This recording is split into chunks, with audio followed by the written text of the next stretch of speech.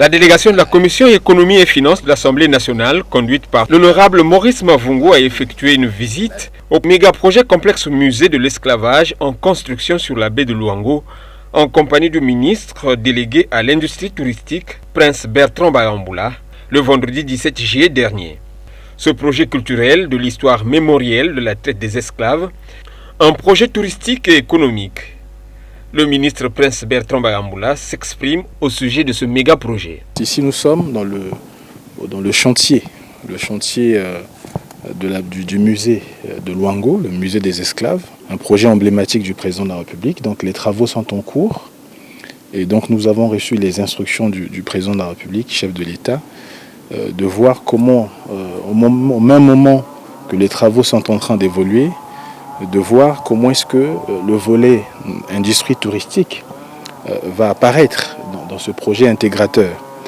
Et donc ici, nous avons prévu, sur instruction du président de la République, la construction donc de la voie d'accès de la route nationale à ici, au niveau du site touristique, mais aussi des éco-lodges au bord de la mer pour accueillir les futurs touristes qui viendront de partout. Parce qu'ici, il s'agit pas seulement d'une histoire du Congo, c'est une histoire d'Afrique, c'est une histoire du monde.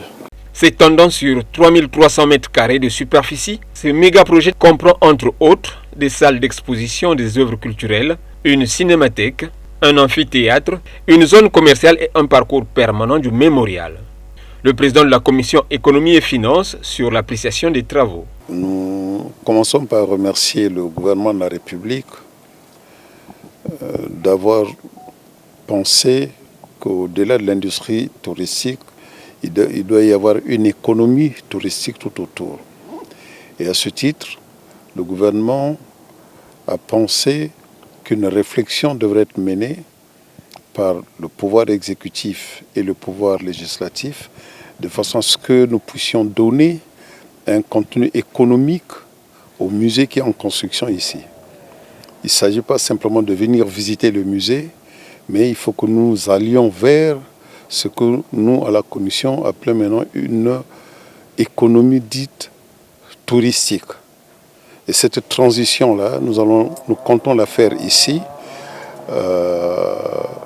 en mettant en place une ingénierie budgétaire de façon à trouver des financements qu'il faut, qui permettront de compléter ce qui est en train d'être fait au titre du musée en termes d'études,